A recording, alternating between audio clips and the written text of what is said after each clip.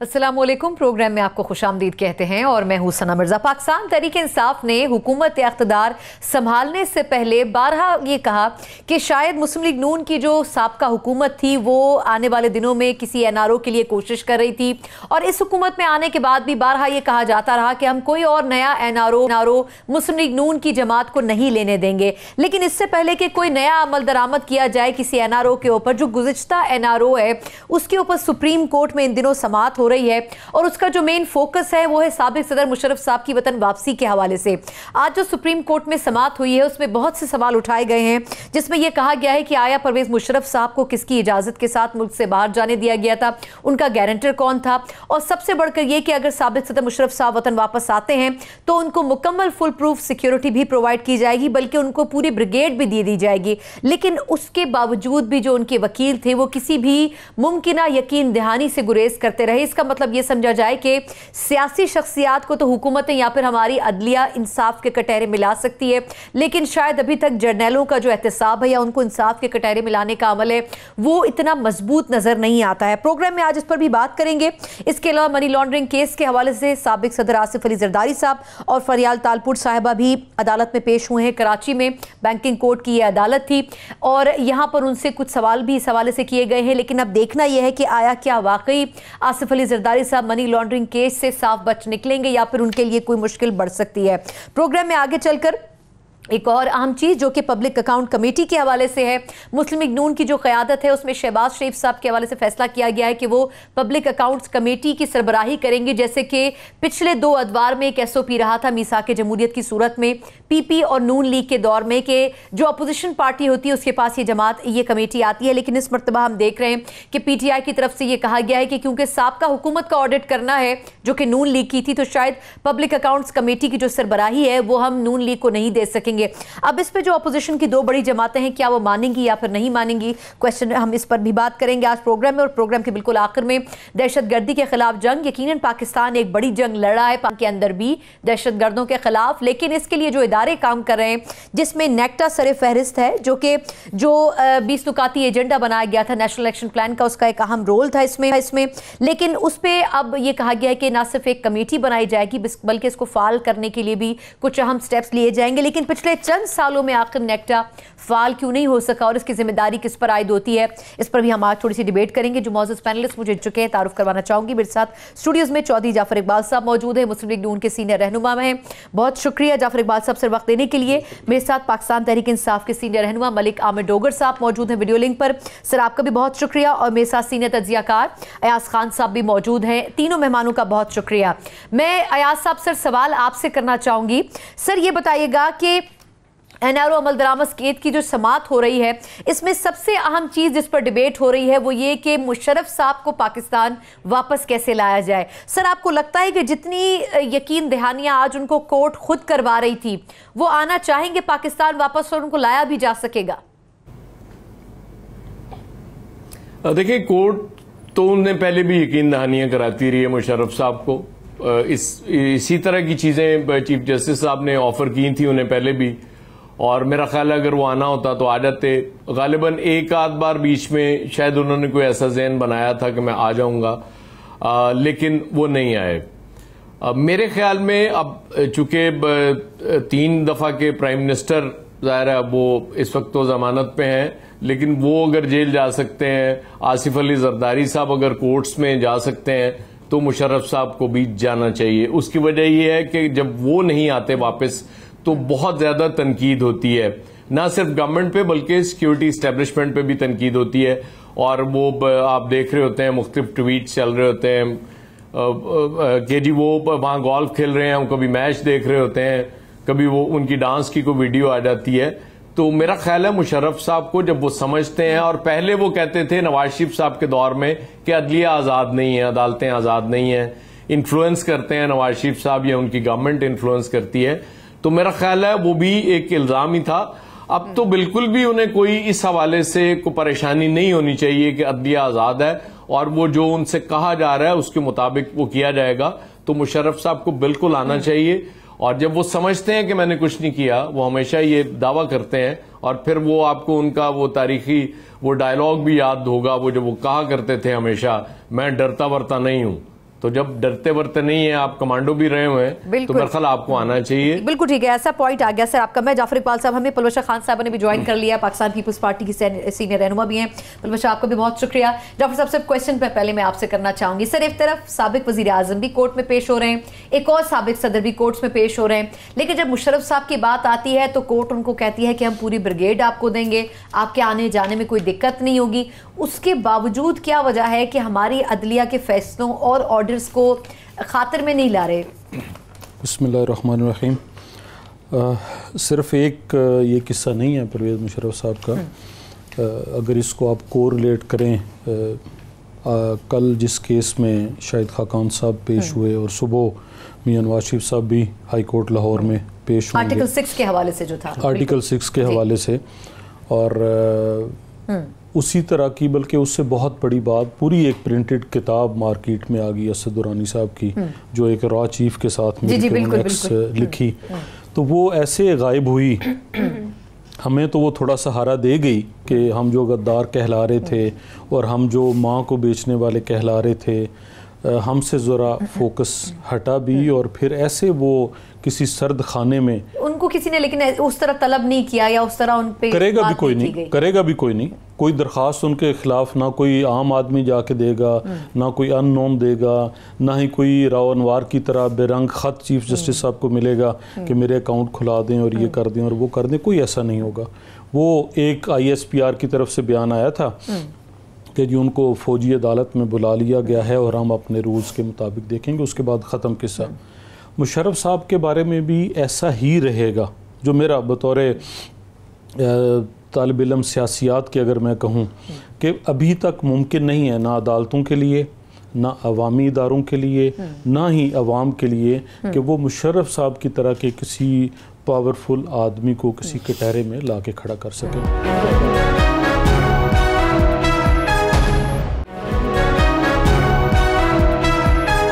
पलवशा साहब, आपका कमेंट मैं चाहूँगी। एक तो ये कि जिस तरीके से आज जब समाअत हुई तो मुशर्रफ साहब के ऊपर जब भी डिबेट होती है, पीपल्स पार्टी नून लीग पे और नून लीग पीपल्स पार्टी पे पॉइंट आउट ज़रूर करते हैं, लेकिन ये भी क्वेश्चनेबल है कि उनको पाकिस्तान से जाने की इजाज़त किसने दी थी। आपको याद होगा जब वो मुल्क से बाहर गए थे, उस वक्त निसार साहब वज़ीर दाखिला थे, लेकिन उन्होंने कहा था कि कोर्ट क्योंकि ये चाहती है इसलिए हम भेज रहे हैं। कोर्ट ने अगले दिन स्टेटमेंट ये दिए थे रिमार्क्स के ये हुकूमत की सवाबदीद के ऊपर है। आपके ख्याल में खुद नून लीग के दौर में और अब पाकिस्तान तहरीक इंसाफ के दौर में गवर्नमेंट्स कितनी इंटरेस्टेड है मुशर्रफ साहब को वापस लाने में?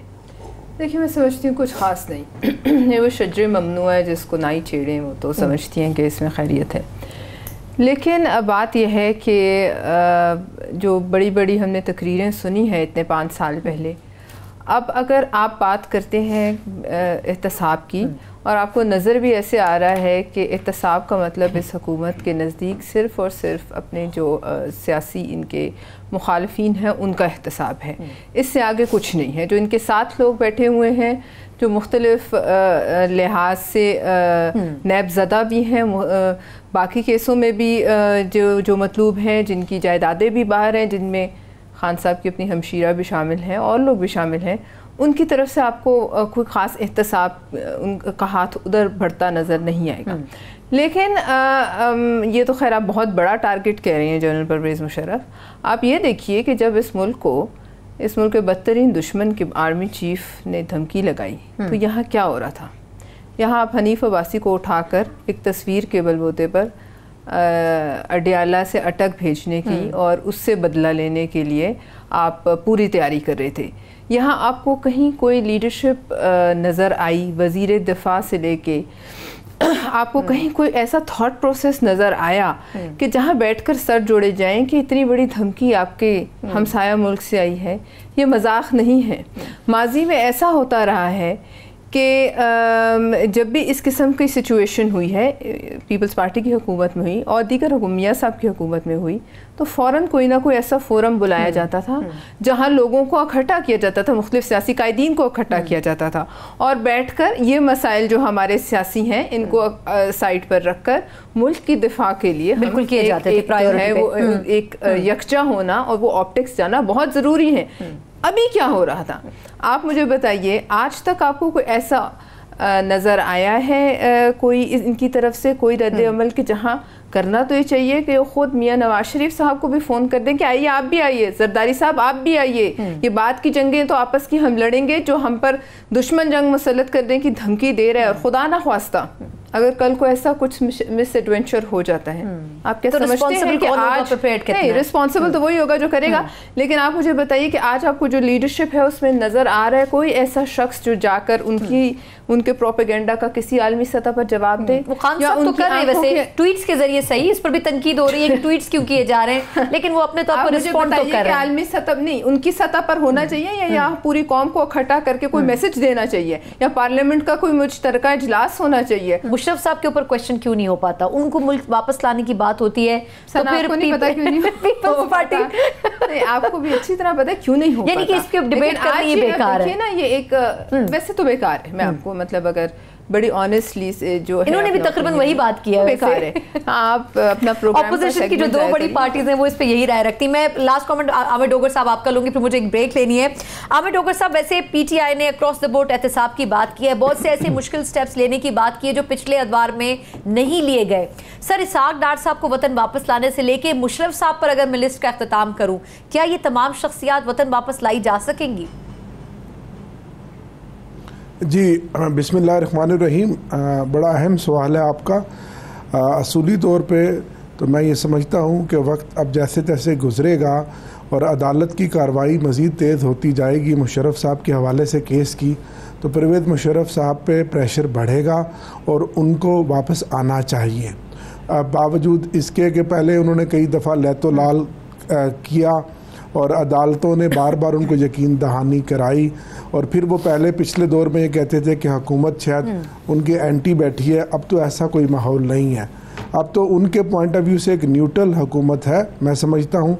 तो उन्हें आना चाहिए, जो इस मुल्क के सदर रहे हैं 10 साल, चीफ ऑफ आर्मी स्टाफ रहे हैं, और वो सुपरमेसी ऑफ रूल्स की बात करते रहे हैं। और मैं समझता हूँ कि हमारी अदालतों को अब कोई सख्त से सख्त एक्शन लेना चाहिए उनको लाने के लिए, उनको भी और इसहाक डार को भी, क्योंकि वो दोनों वहाँ बिल्कुल आराम से फिर रहे हैं। जिस तरह के कहा गया वो निजी महफिल में भी जाते हैं। जाफर इकबाल साहब ने मशवरा दिया कि उनका भी पासपोर्ट मंसूख किया जा सकता है, उनकी भी सहूलियात खत्म की जा सकती है, बीमारी नहीं है, बैनुल अक़वामी बरादरी को अप्रोच किया जा सकता है उनकी वतन वापसी के लिए। तो ये एफर्ट्स करेगी गवर्नमेंट? जी, बैनुल अक़वामी बरादरी भी है, और उसके अलावा पाकिस्तान गवर्नमेंट के पास इंटरपोल है और बाकी जितने अवेलेबल मेथड्स हैं, तरीक़ाकार हैं, जो रूल्स में हमें परमिट करते हैं, वो तमाम मैं समझता हूँ इख्तियार करने चाहिए, ताकि न सिर्फ हमारी अदालतों का वक़ार बहाल हो, और फिर ये नज़र आए कि अक्रॉस दी बोर्ड अब ये एहतसाब भी और अदालती कार्रवाई भी सब के लिए यकसा है। इंसाफ की फराहमी अगर हो रही है तो वो सब के लिए है, किसी एक शख्स को टारगेट नहीं बनाया जा रहा। मेरी ज़ाती राय ये है कि परवेज़ मुशर्रफ को वापस आना चाहिए, और उसको वापस लाने के लिए हुकूमत और इस्टेब्लिशमेंट बिलखसूस और अदालतों को अपना किरदार अदा करना चाहिए।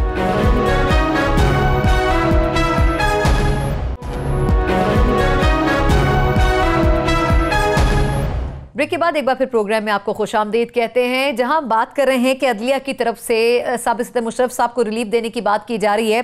अयाज खान साहब से आगाज़ आपसे करूंगी इस सेगमेंट का। एक और अहम केस जो मनी लॉन्ड्रिंग के हवाले से है, जरदारी साहब और फलियाल तारपुर साहिबा उसमें पेश भी हुए हैं, और एक और केस जो कि सुप्रीम कोर्ट में एनआरओ से मुताल्लिक है, उसमें असासों पर रिलीफ देने की बात भी की गई थी पीपल्स पार्टी की लीडरशिप की तरफ से, वो भी उनको नहीं दिया गया। सर, आपको लगता है कि मनी लॉन्ड्रिंग केस में या इस किस्म के दीगर इशूज में अब जरदारी साहब के गिर्द भी घेरा तंग करने की कोशिश की जा रही है? देखिए, चीजें जो नजर आ रही हैं वो तो इसी तरह से जिस तरह आगे बढ़ रही हैं, वो लग रहा है कि जरदारी साहब भी बहुत शदीद घेरे में आने वाले हैं। इवन मुझे तो शहबाज शरीफ साहब का मुस्तकबिल भी कोई बहुत अच्छा नहीं लग रहा, क्योंकि गालिबन 2 मुकदमात का फैसला तो कल आ रहा है, लाहौर का वो जो सानिया हुआ था मॉल टाउन का, उस हवाले से, और भी चीजें नैब में वो 56 कंपनियों के हवाले से भी चल रहा है। तो ये सारी असल में जो आप वो बात करना चाह रही थी ना, कि कुछ मतलब मुशर्रफ साहब के लिए कुछ और चीजें वो नजर आती हैं, बिल्कुल नजर आती हैं कि आप मुशर्रफ साहब के जैसे को किसी बच्चे को आप वो टॉफियां दे के बुला रहे होते हैं, चॉकलेट दे के बुला रहे होते हैं ना, कि बेटा आ जाओ मेरे पास, ये चॉकलेट। सर ऐसा तो नहीं कि आएंगे तो फिर वापस ही नहीं जाने देंगे, वो लॉलीपॉप तो नहीं दिया जा रहा है उन्हें कहीं। वो तो देखें, आसिफ हाशमी साहब के बारे में भी यही कहा, उनसे भी यही कहा गया था कि आप आ जाएं, कुछ नहीं होगा। और उसके बाद कल ही उनकी जमानत कंफर्म हुई है, उससे पहले नहीं हो सकी थी, उन्हें जेल जाना पड़ा था। वो तो होता है, जाहिर है अगर रिलीफ आप किसी एक को दे रहे हैं तो फिर दूसरे को भी देना चाहिए, या किसी को भी रिलीफ नहीं देना चाहिए। आप वो यूज करें अपने सोर्सेज, जो कर सकते हैं। अब तहवील मुजमान के मुआहदे करें, लेके आए वापस, मुशर्रफ साहब हों या इसहाक डार हों या जो भी मुल्जिम है, उनको लेके आना चाहिए। इस तरह नहीं करना चाहिए कि किसी एक को तो आप बहुत प्यार से और मतलब कह रहे हो कि जी आ जाओ, तुम्हें कुछ नहीं कहा जाएगा, तुम्हारा पूरा ख्याल रखा जाएगा, और दूसरे से सिर्फ ये कहा जाए कि तुम्हारी ऐसी की तैसी, हम देखते हैं तुम कैसे नहीं आते। ये नहीं होना चाहिए। ठीक, बिल्कुल ठीक। अच्छा जाफर इकबाल साहब, सर ये जो मनी लॉन्ड्रिंग केस के हवाले से अब काम हो रहा है, आपको लगता है कि इसमें वाकई FIA इतनी इक्विप्ड की गई है, इतनी इंडिपेंडेंट की गई है कि वो बिल्कुल ट्रांसपेरेंट अकाउंटेबिलिटी की कोशिश करेगी? जो चीज़ अबहाम पैदा करती है वो यही है जो अभी मुझसे पहले अयासा फरमा रहे थे कि अदालत या इन्वेस्टिगेशन करने वाले इदारे अगर तो एक जैसा रवैया दिखा सकें फिर तो हर शख्स मुतमईन होगा, फिर किसी को एतराज़ नहीं, हमें एतराज़ नहीं, पीपल्स पार्टी को एतराज़ नहीं।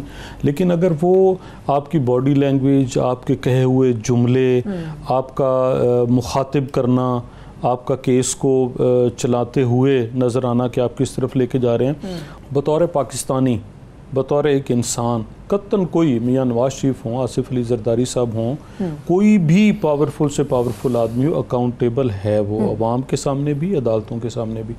लेकिन अगर अवाम की बात करें, अवाम तो अपना वोट इस्तेमाल करते हैं और वो एहतसाब करते हैं। चोरी हो जाए वो अलग बात है, कोई और तरीका अपना लिया जाए वो अलग बात है, मैनेज हो जाए वो अलग बात है। अवाम हमेशा सही फैसले करते हैं। लेकिन आपको लगता है कि ये जो इस केस से रिलेटेड, माज़रत आपकी बात काट रही हूँ, आपको लगता है कि इस केस से रिलेटेड पीपल्स पार्टी पे भी कुछ अर्सा पहले जब अपोजिशन के जॉइंट होने की बात कर रहे थे तो कह रहे थे कि पीपल्स पार्टी पे इन केसेस की वजह से एक प्रेशर बिल्डअप किया गया है। मैं उसी तरफ आ रहा हूँ, सिर्फ पीपल्स पार्टी नहीं, सारी सियासी जमातों को भी लें और अफराद को भी। जो लोग 2018 के इंतखाबात से पहले जिनको नैब की चिट्ठियां मिली, वो बनी गाला पहुंचे, दुपट्टा गले में डाला और उसके बाद वो ख़त्म हो गए, तो फिर मैं क्या कहूँ। FIA की तरफ से नोटिस मिला, बनी गाला पहुंच के आपने पीपल्स पार्टी छोड़ दी, आपने नून लीग छोड़ दी, आपने PTI ज्वाइन कर ली, देन यू आर कंफर्टेबल। तो फिर मैं कैसे उन इदारों के ऊपर एतमाद करूँ। और आज जो लोग कह रहे हैं, और अभी डॉगर साहब भी अपनी पार्टी की नुमाइंदगी करते हुए इसकी वजाहत करेंगे, वो किस हैसियत में कह सकेंगे। ना तो वो मंशूर सामने है, ना उस तरह के जो किए गए वादे थे उन पे अमल हो रहा है। जैसा छोड़ के गए थे उसके बाद और ऑप्शंस ही नहीं थे हमारे पास। नहीं, ऑप्शंस क्या नहीं थे कि आपने जब वजीरे कानून इस वक्त कौन है और वो मुशर्रफ साहब से क्या ताल्लुक़ रखते थे और बाकी का बीना के लोग, तो कैसे है कि वो मुशर्रफ साहब का ट्रायल करेंगे। अभी तक तो मेरा ख्याल इन्होंने प्रोसिक्यूटर ही नहीं मुकर्रर किया मुशर्रफ साहब के केस में, इतने दिन गुजर गए हैं। और बाकी इतनी उजलत थी कि पहले ही इजलास के अंदर वो शख्स जो जेल में बैठा है ECL में नाम डालें। बिल्कुल ठीक है, और उनकी साहबजादी का दूसरी तरफ अच्छा मुझे जी बिल्कुल ठीक है, मुझे PSC पे भी थोड़ी सी बात करनी है। मैं सिर्फ जरदारी साहब का कमेंट ले लूँ इनसे पलवशा से। ये जो केसेस जरदारी साहब के और फरियाल साहिबा के हवाले से, स्पेशली ये जो असासा जात वाला केस था जिसमें उन्होंने कहा कि पिछले 10 साल के बेनज़ीर साहिबा के भी जो असासे हैं वो भी शेयर किए जाएं कोर्ट्स के साथ, आपको कितना लगता है कि NRO का जो मलबा है वो सिर्फ पीपल्स पार्टी पर डालने की कोशिश की जा रही है?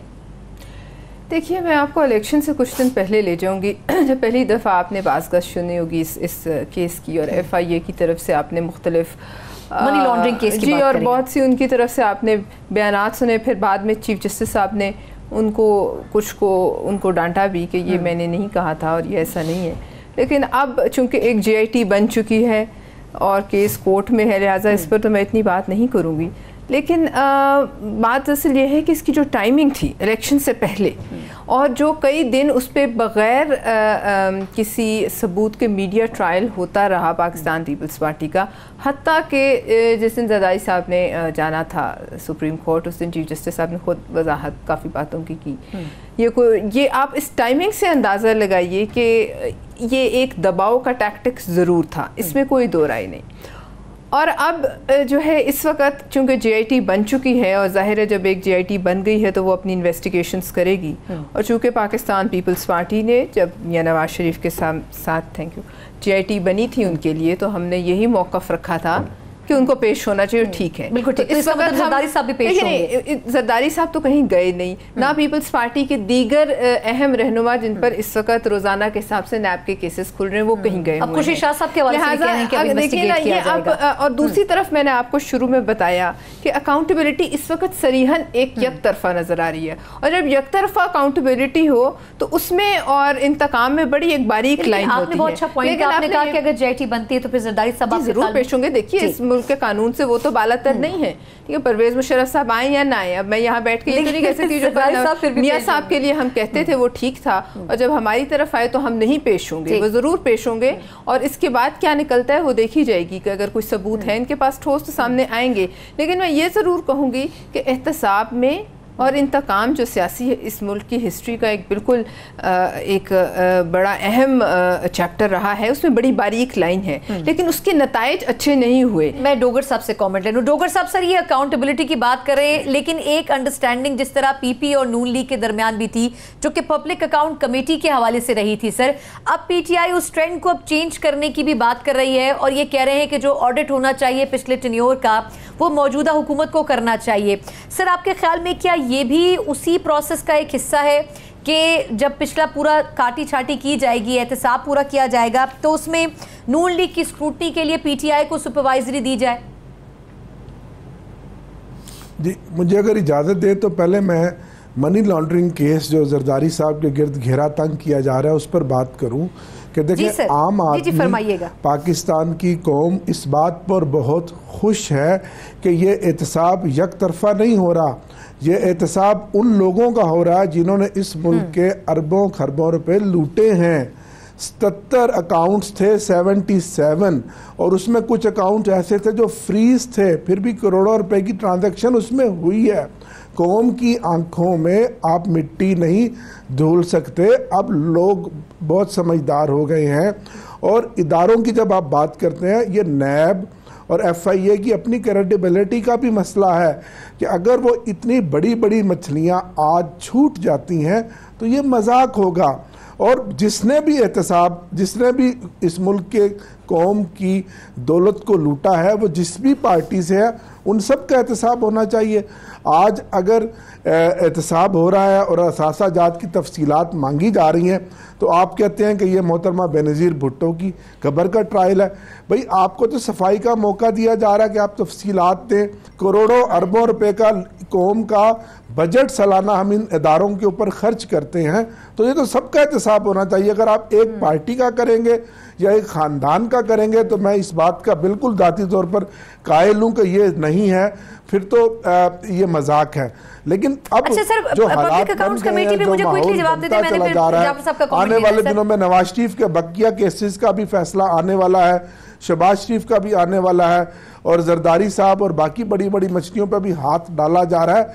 तो ये वो पॉलिसी है, ये हमारा मौक़िफ़ रहा है जो PTI का था। करप्शन के ख़िलाफ़ हम निकले और हमने उसके ख़िलाफ़ एक जदोजहद की, और आज अल्हम्दुलिल्लाह कौम ये देख रही है कि तमाम इदारे हरकत में आ गए हैं।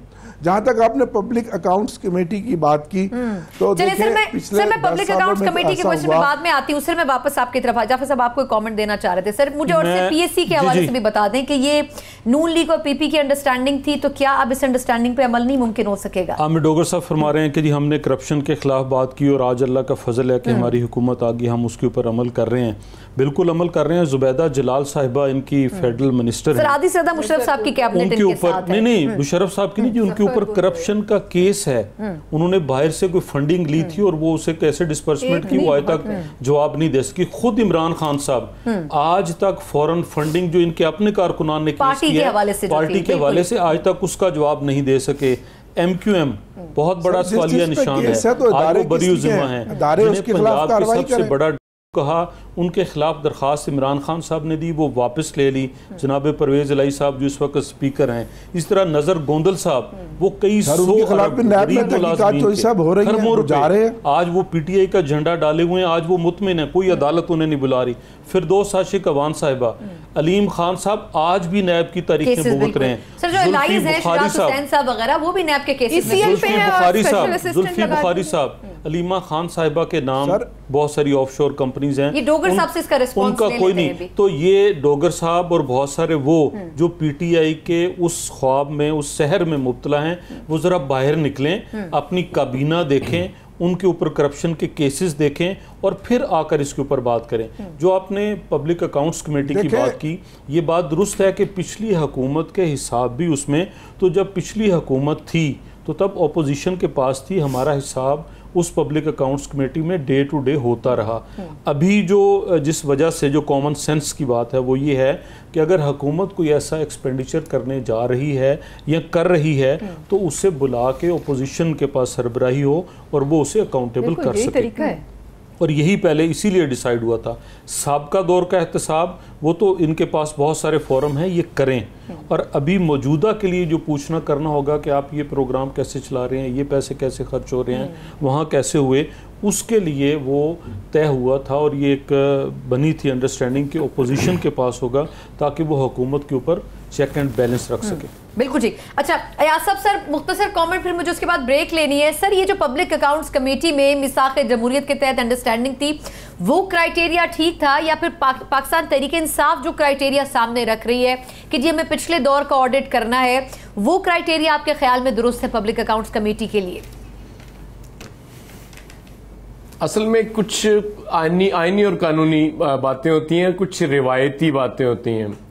मेरा ख्याल है जब रिवायत इतनी पुख्ता हो जाए तो उसको फॉलो करना चाहिए और ये बात ठीक है, इससे फर्क नहीं पड़ेगा। अगर पब्लिक अकाउंट्स कमेटी की चेयरमैनशिप PTI ले लेगी तो मुझे नहीं लगता कि इससे कोई फर्क पड़ेगा, सिवाय इसके कि जाहिर है जो इस गवर्नमेंट के इश्यूज होंगे वो उसमें टेकअप नहीं किए जा सकेंगे। और ये बात जाफर साहब की बिल्कुल ठीक है कि बहुत से फोरम्स मौजूद हैं गवर्नमेंट के पास साबिक हुकूमत का एहतसाब करने के लिए, ऑडिट करने के लिए। इसलिए बेहतर ये होगा कि इस रिवायत को ना तोड़ा जाए।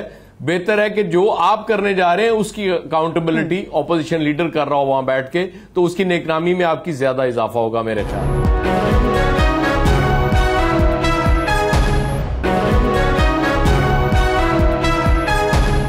ब्रेक के बाद प्रोग्राम में एक बार फिर आपको खुशामदीद कहते हैं। जहां पब्लिक अकाउंट्स कमेटी की सरबराही PTI अपने पास रखने का फैसला कर चुकी है, वहीं यह भी कहा जा रहा है कि इंतखाबात में मुबैना धांधली के लिए जो कमेटी बनाई जा रही है, खान साहब को कहा जा रहा है कि उस कमेटी की सरबराही भी खान साहब अपने पास यानी कि PTI के पास रखें।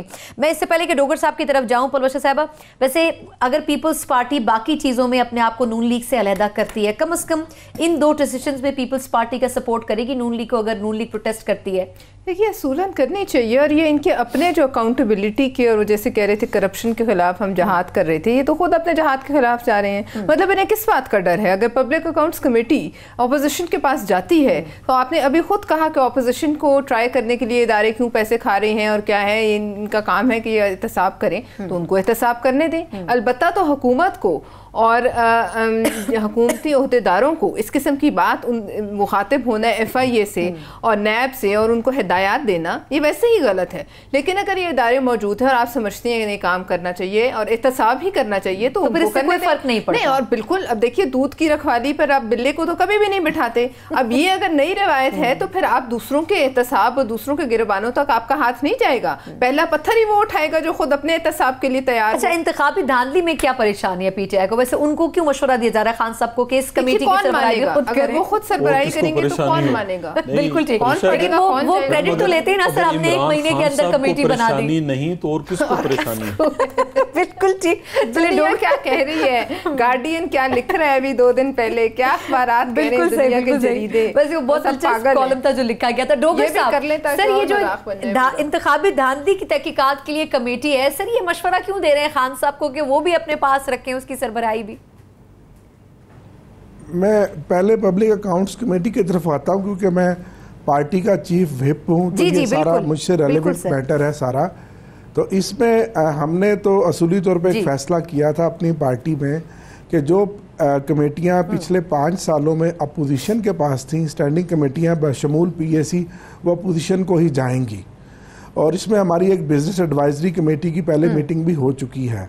लेकिन हमारी पार्टी में एक बहुत सीरियस डिबेट्स है, जिस तरह अभी मोहतरमा ने कहा कि क्या दूध की रखवाली के लिए बिल्ले को कहा जाएगा कि वो दूध की रखवाली की जाए, कि इस पब्लिक अकाउंट्स कमेटी में जो ऑडिट पैराज आने हैं वो पिछले 10 सालों की उन 2 हुकूमतों के आने हैं, जो पीपल्स पार्टी और नवाज लीग थी। तो ये एक तरह से उनका गठजोड़ था मिसाके जमहूरियत। तो सर यानी आपके ख्याल में पीपल्स पार्टी का ऑडिट नहीं किया होगा नून लीग ने अपने दौर में, आप ये कह रहे हैं? बंद कर दें। नहीं, आप बताएं, खुर्शीद शाह साहब 5 साल रहे हैं, मुझे तो बताएं कौन सा कोई एक काबिल जिक्र केस बताएं जिस पे पब्लिक अकाउंट्स कमेटी ने किसी ऑडिट पैरा पे कोई एक्शन किया हो, या मीडिया के सामने या कौम के सामने किसी एक केस में कोई आंसरेबल हुआ हो। तो ये तो 5 साल सवाए इसके कि कमेटियां हुई हैं और समीउल्लाह और कलीमुल्लाह का मैच खेला गया, बाल समीउल्लाह के पास आ गई और फिर कलीमुल्लाह के पास आ गई।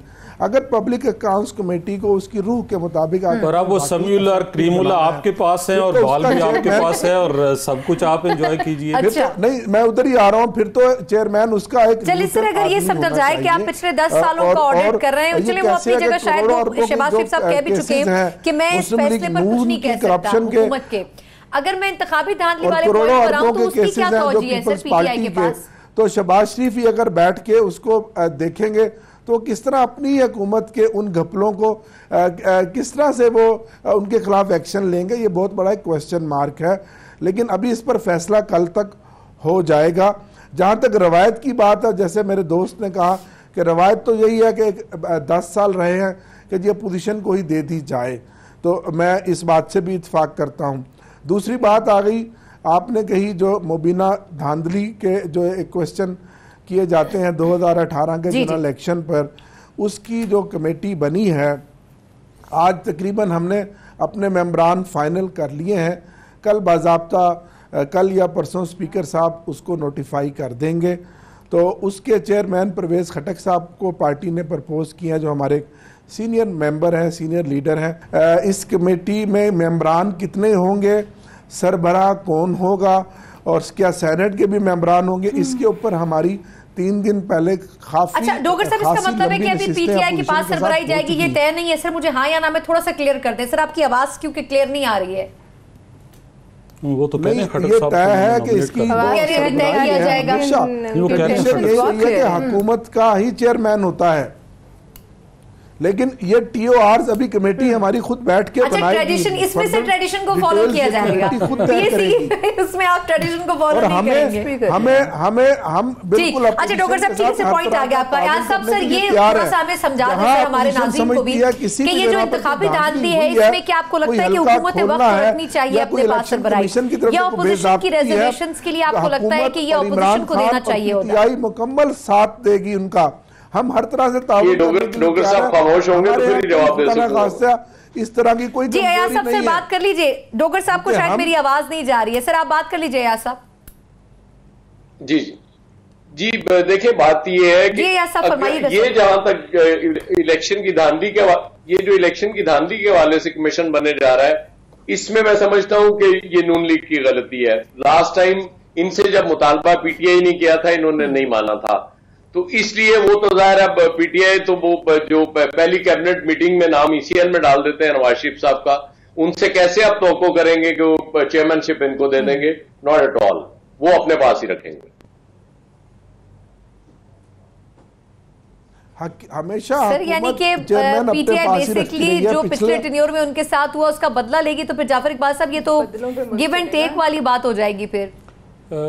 सुना बहुत मुश्किल होता है आपको अपने कहे हुए लफ्ज़ों का मान रखना या उनके ऊपर अमल करना। जब ये इक़्तिदार में नहीं थे तब बहुत सारी बातें, अभी कोई 60-70 U-टर्न हो चुके हैं, गिनते जाएंगे तो वो सामने आ जाएंगे।